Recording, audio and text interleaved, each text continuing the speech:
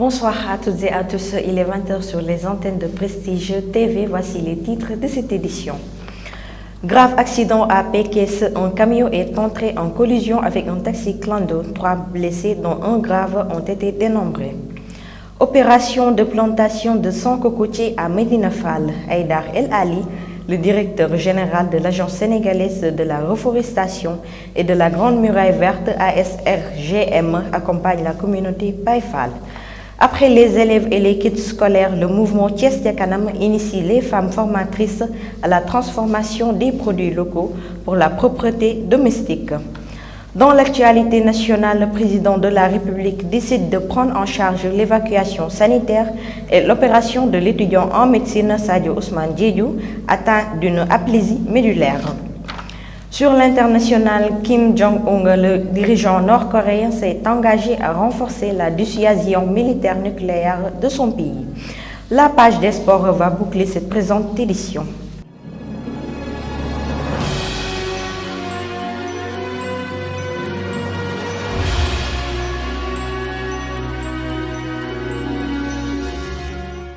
Bienvenue et merci de suivre les informations sur Prestige TV. Covid-19, la situation épidémiologique de ce jour fait état de 198 cas positifs sur un échantillon de 1709 tests, avec 136 cas issus de la transmission communautaire et 9 décès enregistrés. Le docteur El Hadj Mamadou Ndiaye, directeur de la prévention, pour plus de détails. Le ministère de la Santé et de l'Action sociale a reçu les résultats des examens virologiques ci-après. Sur 1709 tests réalisés, 198 sont revenus positifs, soit un taux de positivité de 11,59%. Les cas positifs sont répartis comme suit. Nous avons eu 62 cas contacts suivis par nos services. Aucun cas importé n'a été enregistré au niveau de nos différentes portes d'entrée aériennes, maritimes et terrestres. Et il nous a été notifié 136 cas issus de la transmission communautaire répartis comme suit. Thiès, 14. Kaolack, 12. 11 à Touba. 9 à Dakar Plateau. 7 à Mermoz.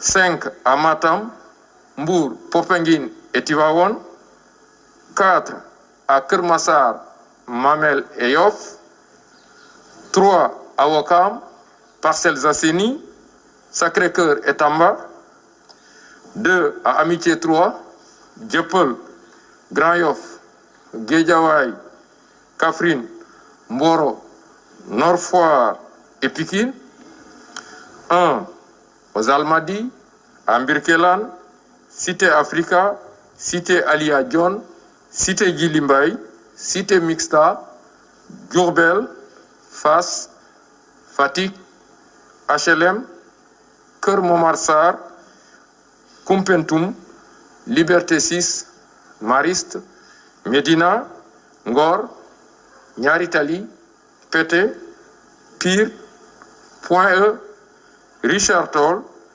Rufisque et Saint-Louis. 119 patients hospitalisés ont été contrôlés négatifs et déclarés guéris. 38 cas graves sont pris en charge dans nos services de réanimation.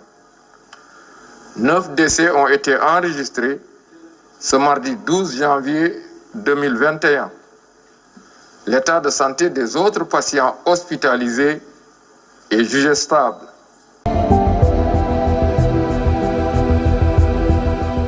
La route a encore fait des dégâts. Un grave accident de la circulation s'est produit à Pékesse dans le département de Tivaouane. Un camion est entré en collision avec un taxi clando. 3 blessés ont été dénombrés, dont un dans un état grave. Mamadou Ndione pour le compte rendu. Un accident de la circulation s'est produit ce lundi à l'entrée de Pekes dans le département de Tivaouane. Selon nos informations, le bilan fait état de 3 blessés, dont un dans un état grave. Il s'agit d'une femme qui rentrait au village de Guémoul. C'est un télescopage entre un camion de marchandises et un véhicule de transport communément appelé clando qui est à l'origine de l'accident. Les témoins racontent que les faits ont eu lieu vers 20h au moment où tout le monde se précipitait pour rentrer avant l'heure du couvre-feu. Sitôt informés, les éléments de poste de gendarmerie de Pekes ont débarqué sur les lieux de l'accident pour procéder au constat d'usage. Les sapeurs-pompiers de Mékhé ont aussi marqué une présence rapide pour évacuer les blessés.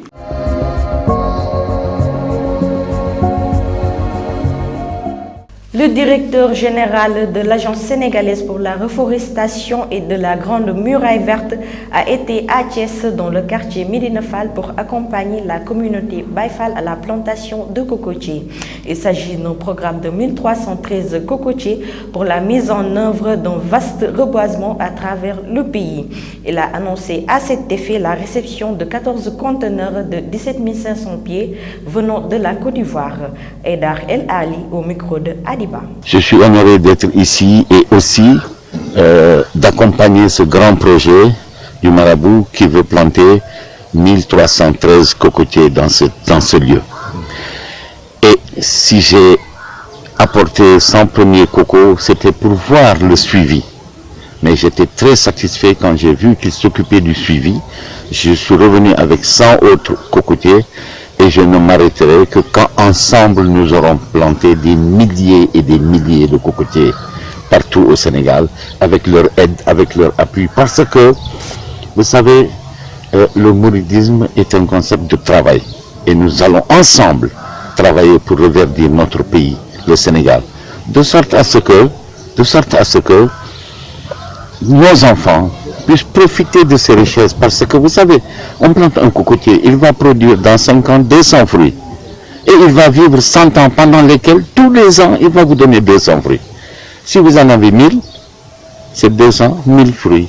Si vous le vendez à 100 francs, c'est 20 millions. Donc, c'est une richesse économique. C'est une richesse pour la terre, c'est une richesse pour les populations, parce qu'ils peuvent le manger. Et comme on est dans un moment très dur de coronavirus, il faut que nous nous occupions de reverdir notre pays pour que l'agriculture soit saine, pour que l'élevage soit sain, parce que tout part de l'arbre. Alors je suis honoré d'être ici, accompagné par le grand marabout de Baye Fall. On sait que ce sont des gens avertis, des gens convaincus, et quand il a donné son niveau, je sais que ces arbres vont vivre et qu'ensemble nous allons planter partout au Sénégal. Le représentant des Baye Fall a magnifié ce geste de haute portée civique que l'histoire va retenir. Écoutons ses propos. Aujourd'hui, nous avons l'honneur et le grand plaisir de recevoir M. Ali Aïdar, directeur général de l'Agence sénégalaise pour la reforestation et de la Grande Muraille Verte. Pourquoi cette visite? Parce que M. Sekindjili Ami Kolefal à l'indiqué, c'est-à-dire la bénédiction du Khalif général des Baye Fall, Cheikh Dioum Fall, de rénover, de reverdir, de reboiser cette maison historique. C'est à ce moment-là que Sekindjili a eu l'idée de planter des cocotiers. Comme vous le constatez, les cocotiers ont 2 vertus principales. La première, c'est que ce sont des arbres ombragés, mais l'autre aussi sont des arbres économiques. C'est la raison pour laquelle, après avoir contacté M. Ali Aïdar, que nous remercions d'avance, a eu l'amabilité de venir aujourd'hui avec ces arbres. Donc, pour le moment, M. Ali Aïdar a déjà donné 100 pieds qu'on a déjà plantés en dehors de cette maison. Aujourd'hui, il est revenu avec tout son staff, avec encore un appui de 100 cocotiers, au nom du Khalif général de Baye Fall, représenté ici par M. Djili Ami Kolefal. Nous lui remercions infiniment.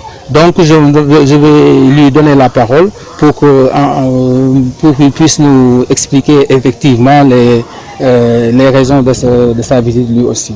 Merci. Quand sera-t-il du suivi? Est-ce que vous êtes dans les discussions? Oui, exactement. Comme vous le savez bien, le mouridisme, la doctrine du mouridisme est basée sur le ndigol, et que le Serigne Djily Ami Collé, après avoir reçu ce ndigol, il a fait descendre ce ndigol au niveau des talibés. Donc ce sont ces talibés-là même qui sont ici aujourd'hui, qui assurent le suivi, parce que notre problème au Sénégal, c'est le suivi. Donc le suivi est bien assuré par les Baye Fall. 7 h du matin, ils font l'arrosage. À 17 h de l'après-midi, ils font aussi l'arrosage. Ensuite, il y a les riverains qui s'occupent de, comme vous le savez bien, il y a les animaux qui divaguent un peu partout. Donc chacun a sa partition à jouer. Il y a les Baye Fall. Le mouvement Thiès Ca Kanam, après les élèves et les kits scolaires, a initié une session de formation pour les femmes fondatrices. En effet, le GIE Thiès Ca Kanam a vu le jour et les femmes fer de lance du mouvement sont formées pour la transformation de produits locaux destinés à la propreté domestique. Gorosek, membre de Thiès Ca Kanam, salue cette belle initiative du président directeur général du mouvement qui ne ménage aucun effort pour la réussite des jeunes et des femmes. Je vous propose de le suivre. Thiès Ca Kanam continue sa ligne directrice qui est d'accompagner les femmes, d'accompagner les jeunes, d'accompagner les filles. Comme nous l'avons fait la dernière fois avec les élèves, avec les kits scolaires, aujourd'hui on est en train de former les formatrices, c'est-à-dire les femmes de Thiès Ca Kanam. Aujourd'hui, nous sommes au 2e jour de la formation. Donc les produits que nous voyons ici, ce sont des produits qui sont faits à base de plantes locales et d'herbes locales, notamment en base de karité, à base de mantembare, à base de nem toubab, comme on le dit, à base de poften, etc., etc. Donc ça, c'est surtout pour la propreté domestique. C'est extrêmement intéressant. Donc ce que nous pouvons ajouter, c'est d'abord que le GIE, le groupement d'intérêt économique Thiès Ca Kanam, a vu le jour, et certainement ceci est un premier pas par rapport à ce qui va suivre. Et pour les jours à venir, il y aura des formations en épices certainement et des formations en céréales locales, etc., etc. Donc nous félicitons notre président de Thiès Ca Kanam, M. Pape Doumbia, qui ne ménage aucun effort pour la réussite des femmes, qui ne ménage aucun effort pour la réussite des jeunes. Et nous, notre culture, c'est la culture d'entrepreneuriat. Nous, notre objectif, c'est d'accompagner les jeunes et les femmes. Alors, nous félicitons aussi, nous disons un grand bravo aux formateurs et aux formatrices. Et nous disons aux femmes de Thiès Ca Kanam que c'est le difficile qui est le chemin. Bonne continuation à toutes et à tous.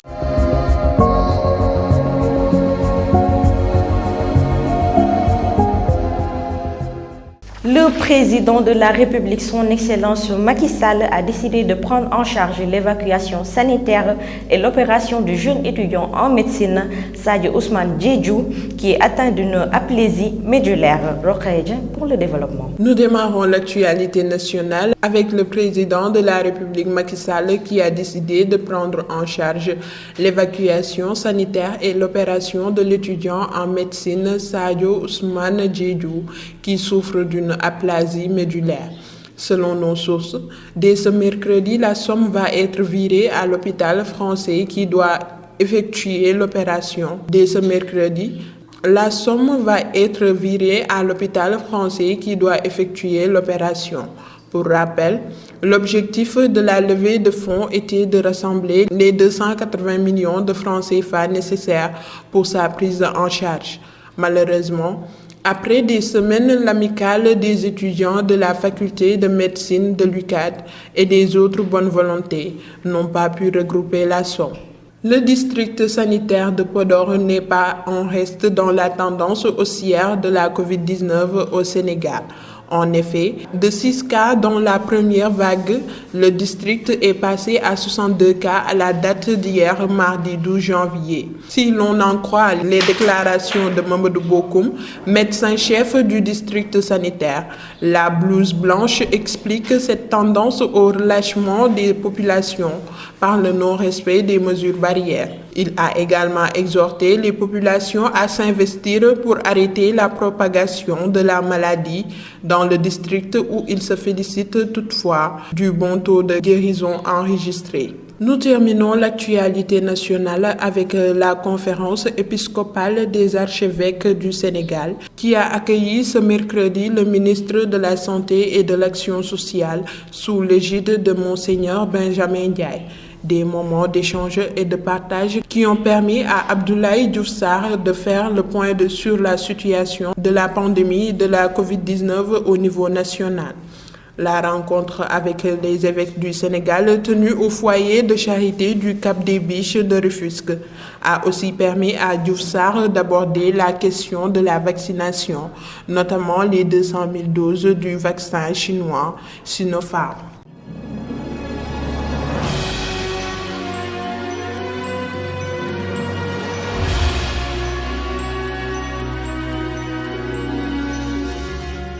Le dirigeant de la Corée du Nord, Kim Jong-un, s'engage à renforcer la dissuasion militaire nucléaire de son pays, Mamadou Dione. Le dirigeant de la Corée du Nord s'est engagé à renforcer la dissuasion militaire de son pays lors d'un discours de clôture du congrès du parti au pouvoir. Kim Jong-un s'en est également pris aux États-Unis alors que Joe Biden doit bientôt remplacer Donald Trump à la Maison-Blanche. Selon lui, je cite, « En renforçant notre dissuasion militaire nucléaire, nous devons tout faire pour construire l'appareil militaire le plus puissant », a déclaré Kim Jong-un lors de la clôture du Parti des travailleurs selon l'agence officielle nord-coréenne. Des tirs ont été entendus ce mercredi 13 janvier dans la matinée dans la périphérie de la capitale centrafricaine. Des combats sont régulièrement signalés ces dernières semaines dans le pays depuis qu'une coalition de groupes rebelles s'est formée à la mi-décembre. Les tirs ont débuté vers 6 h du matin à PK11, PK12, l'entrée nord de la capitale. La MINUSCA confirme que sa base localisée à cet endroit a été attaquée par des éléments armés. Terminons ce rapide survol de l'actualité internationale en Ouganda. À 2 jours avant la présidentielle ougandaise, les autorités ont exigé la suspension de l'accès à plusieurs réseaux sociaux, dont Facebook, Twitter ou encore WhatsApp. Accusés d'interférence dans le débat public, plusieurs responsables gouvernementaux ougandais avaient vu leur compte Facebook fermé en janvier.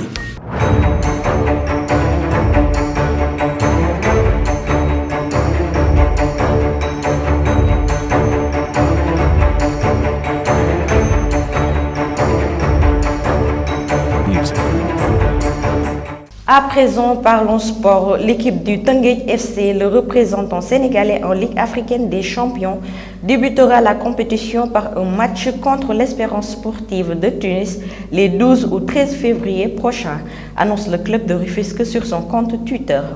Qualifiée à la LDC africaine lors de son premier essai, l'équipe sénégalaise fera face aux champions de Tunisie, double vainqueur de la C1 africaine en 2017 et en 2018.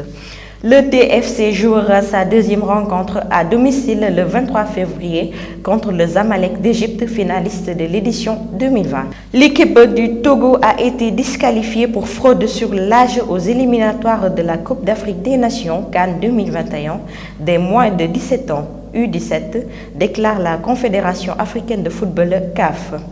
Le Togo, pays hôte du tournoi de qualification de la zone ouest de l'UFOA pour la CAN des U17, a fait jouer des footballeurs qui ont plus que l'âge requis pour la compétition, selon un communiqué de la CAF. La commission d'organisation des compétitions des jeunes de la CAF a décidé lors de sa réunion du 9 janvier 2021 de disqualifier l'équipe nationale des U17 du Togo, indique la même source.